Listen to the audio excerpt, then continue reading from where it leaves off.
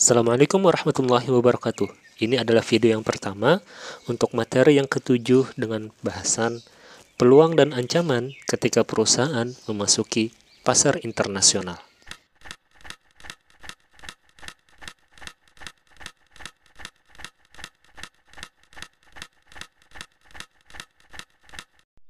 Bahasan kali ini adalah peluang dan ancaman ketika perusahaan memasuki pasar internasional. Memasuki pasar internasional ini mempunyai peluang dan ancaman tersendiri. Peluang tersebut diantaranya adalah adanya pelanggan baru, kesempatan untuk menurunkan biaya, dan kesempatan untuk melakukan diversifikasi resiko bisnis. Sementara itu, ancamannya ini meliputi risiko politik, risiko ekonomi, dan risiko budaya.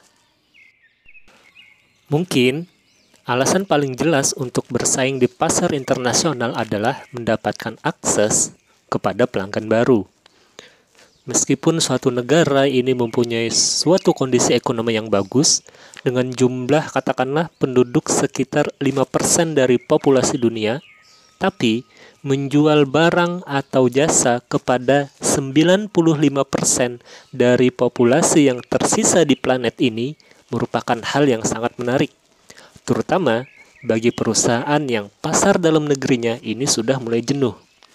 Sebagai contoh, McDonald's yang berpusat di Amerika Serikat pada tahun 2006 di negara asalnya Amerika Serikat ini menyumbang hampir setengah dari total pendapatan McDonald's. Sedangkan di Eropa dia menyumbang 32% dan kawasan Asia, Timur Tengah, dan Afrika ini menyumbang 14% secara kolektif, sisanya dari daerah lain. Nah, pada tahun 2012, pasar luar negerinya, yaitu Eropa, ini menjadi sumber pendapatan terbesar McDonald's, yakni sekitar 39%. Sementara, kontribusi wilayah Asia, Timur Tengah, dan Afrika ini secara kolektif melonjak menjadi 23%. Sementara, pangsa pasar mereka di tempat asal mereka, Amerika Serikat, ini turun menjadi 32%. Ini berarti lebih dari 2/3 total pendapatannya berasal dari konsumen internasional atau dari luar Amerika Serikat.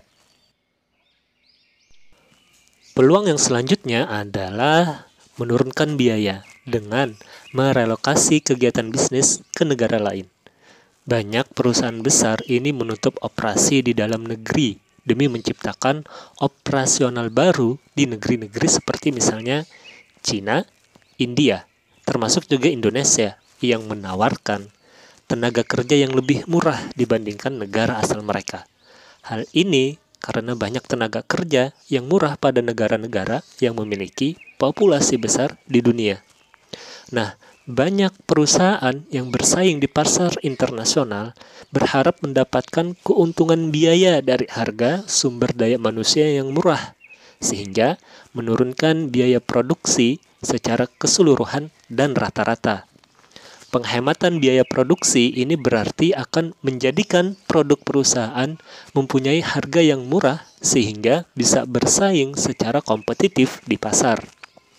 Dengan adanya penghematan biaya pula, perusahaan bisa mengalokasikan kelebihan atau hasil penghematan dananya untuk bidang lain, seperti pengembangan fasilitas, penelitian dan pengembangan produk, atau bahkan memperkuat promosi produk dan jasanya. Meskipun relokasi kegiatan bisnis ke negara lain ini dapat mengurangi biaya perusahaan dalam menjalankan bisnis, tetapi tidak tersedianya lapangan pekerjaan perusahaan di negara asal perusahaan ini bisa jadi dapat menghancurkan komunitas lokal dan bisa mengarah kepada publisitas yang negatif. Peluang selanjutnya adalah diversifikasi resiko bisnis. Resiko bisnis ini mengacu pada potensi kegagalan suatu operasi. Jika sebuah perusahaan ini sangat bergantung pada satu negara, baik dari perspektif penawaran atau pasar, kondisi ekonomi, politik, atau kondisi alam di negara tersebut, bisa jadi akan menimbulkan kesulitan yang signifikan bagi perusahaan.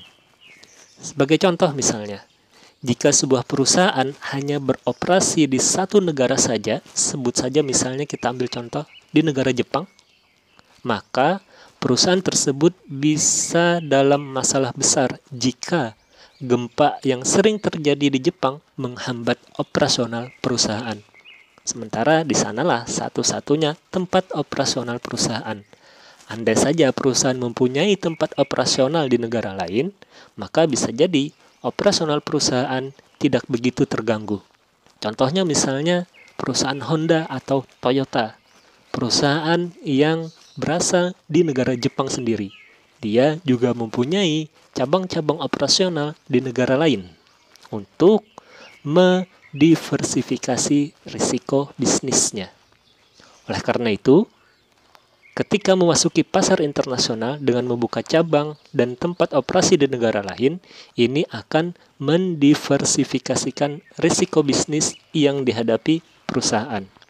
Ibaratnya sama seperti menyebarkan telur ke dalam beberapa keranjang. Ini mengurangi kemungkinan semua telur akan pecah. Nah, risiko bisnis ini berkurang ketika perusahaan melakukan diversifikasi di beberapa negara. Meskipun bersaing di pasar internasional ini menawarkan manfaat seperti akses ke pelanggan baru, peluang untuk menurunkan biaya, dan diversifikasi risiko bisnis, bersaing di pasar internasional ini juga merupakan suatu tantangan yang berat. Salah satunya adalah risiko politik yang mengacu pada potensi pergolakan atau campur tangan pemerintah yang bisa mempengaruhi bisnis. Sebagai contoh, Presiden Kuba yang menasionalisasi ribuan aset perusahaan AS atau Amerika Serikat menjadi milik pemerintah Kuba. Jelas ini menjadi kerugian besar bagi perusahaan-perusahaan Amerika Serikat yang ada di Kuba. Sebagai contoh lagi, pergolakan kondisi politik di Prancis tentang karikatur Nabi Muhammad SAW pada akhirnya akan merugikan perusahaan Prancis sendiri, bahkan berpotensi mempengaruhi pekerja di perusahaan tersebut, walaupun operasionalnya bukan di negara Prancis.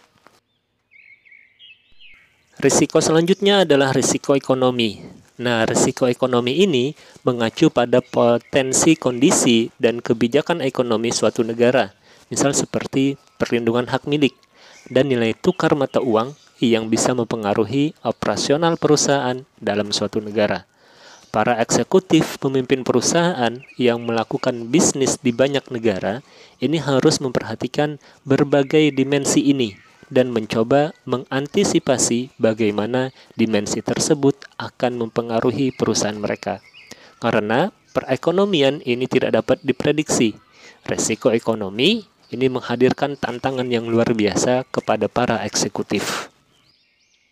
Risiko selanjutnya adalah risiko budaya yang mengacu pada potensi operasi perusahaan di suatu negara yang terpengaruh karena perbedaan bahasa, adat istiadat, norma, dan preferensi pelanggan. Misalnya, ada sebuah perusahaan deterjen laundry ini terkejut dengan penjualannya yang buruk di Timur Tengah. Para eksekutif ini percaya bahwa produk mereka dipromosikan dengan terampil menggunakan iklan cetak yang menunjukkan pakaian kotor di sebelah kiri, sekotak deterjen di tengah, dan pakaian bersih di sebelah kanan. Harusnya ini menjadi pesan atau iklan yang sederhana tapi efektif. Ternyata tidak. Kenapa? Karena tidak seperti bahasa Inggris dan bahasa Barat lainnya, bahasa yang digunakan di Timur Tengah seperti bahasa Ibrani dan bahasa Arab ini mempunyai cara membaca dari kanan ke kiri. Sehingga bagi konsumen, implikasi dari iklan deterjen tersebut adalah produk tersebut dapat digunakan untuk mengambil pakaian bersih dan membuatnya kotor. Tidak mengherankan, hanya sedikit deterjen yang terjual sebelum kesalahan budaya ini diperbaiki. Sampai di sini video yang pertama. Jika materinya bermanfaat, silahkan share, like, dan jangan lupa subscribe channelnya.